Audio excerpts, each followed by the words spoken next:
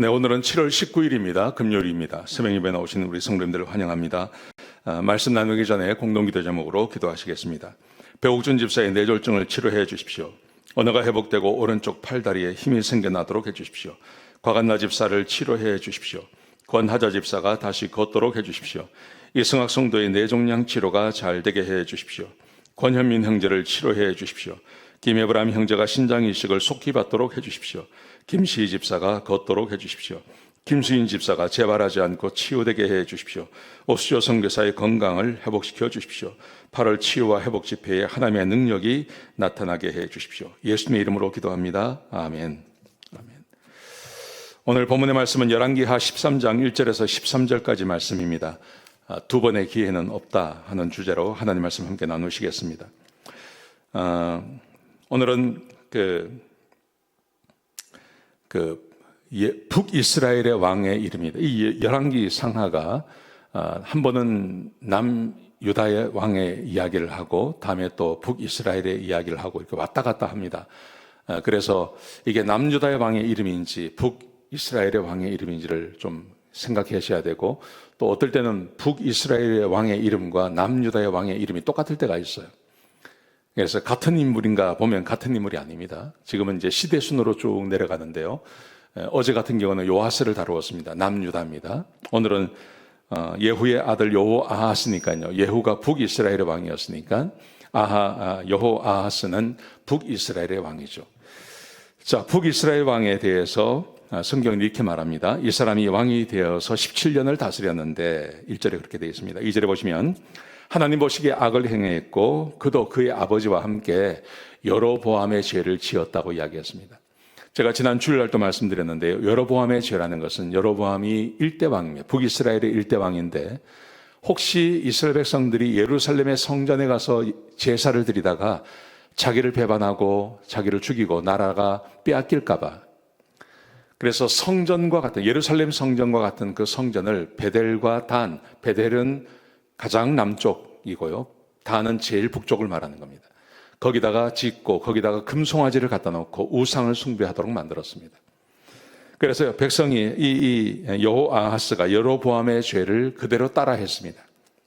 물론 아버지가 그렇게 했으니까 아들도 그대로 따라하는 것이죠. 자, 그러자 하나님께서 그에게 벌을 내리십니다. 어떤 벌을 내리시냐면 아람 왕 하사엘, 요시아를 공격했던, 요아스를 공격했던 그 아람 왕 하사엘, 그의 아들 벤하닷의 손에 그를 넘겨버렸습니다. 벤하닷이 아람이 그를 쳐들어오게 만든 것이죠. 자, 그랬더니 북이스라엘이 막 학대를 당했습니다. 자, 그랬더니 여호아하스가 하나님께 간구했습니다. 하나님께 기도하고 간구했더니 하나님께서 그를 구원해 주세요. 4절과 5절 말씀해 보시면 하나님께서 그의 기도를 들으시고 하나님께서 그를 불쌍히 여기셔서 그를 구원해 주셨어요. 얼마나 좋은 것입니까? 얼마나 좋은 것입니까? 하나님께서 그를 구원해 주셨습니다. 자, 그런데 오늘 6절에 보시면 백성이 그러나 백성이 여로보암의 죄를 떠나지 아니하고 여로보암의 죄뿐만이 아니라 아세라의 목상을 섬겼다고 기록되어져 있습니다. 사랑하는 성도 여러분, 여기는 여전히 엘리사가 선지자로 있습니다. 엘리사가 선지자로 있기 때문에 이 북이스라엘에 지속적으로 하나님을 섬겨야 되고 여로보암의 죄를 떠나야 되고 우상을 숭배하지 말아야 할 것에 대해서 엘리사가 끊임없이 이야기하지 않겠습니까? 그런데 이 북이스라엘 백성들이 고난을 당할 때는 하나님께 나아가고 하나님께 기도하고 간구하고, 근데 그 고난이 물러가면 또 다시 여로보암의 죄를 짓고 우상을 섬기는 일을 하고 있다는 거죠. 분명히 하나님께 기도하고 하나님께서 그를 구원해 주셨습니다. 그러면 하나님께로 돌아가야 하는 거죠. 그게 당연한 거 아니겠습니까? 그런데 이 여호아하스 시대는 그러하지 않았습니다. 자, 그러자 오늘 본문에 보시면 7절에 보시면 아람 왕이 2차로 쳐들어옵니다. 2차로 쳐들어와서 여호아하스와 그의 백성을 멸절했다고 기록합니다. 아마 여호아하스가 여기서 전사한 것 같아요. 두 번째 와서 아예 여호아하스 왕을 죽여버립니다. 그리고 백성들도 많은 사람들이 죽임을 당하는 것이죠. 여러분, 하나님께서 1차 기회를 주십니다. 한 번 기회를 주십니다. 그런데 이 한 번 기회를 맛보고 하나님의 은혜를 맛보고 그리고 다시 죄의 길로 들어서는 것, 이것은 굉장히 어리석은 일이죠. 그래서 하나님께서 두 번째는, 아마 두 번째도 이 여호아하스가 너무 급해서 하나님께 기도하지 않았겠습니까? 근데 하나님께서 그 기도를 들어주지 않습니다. 그리고 그가 전쟁터에 나가서 죽게 만듭니다. 왕만 죽은 게 아니라 백성도 죽임을 당하는 것입니다. 하나님께서 1차 그의 기도를 들어주셨어요. 그래서 나라를 구원해 주셨어요. 그런데 전혀 그의 삶에 변화가 없어요. 그러면 하나님께서 두 번째 그를 구원해 주지 않으셨다는 것입니다.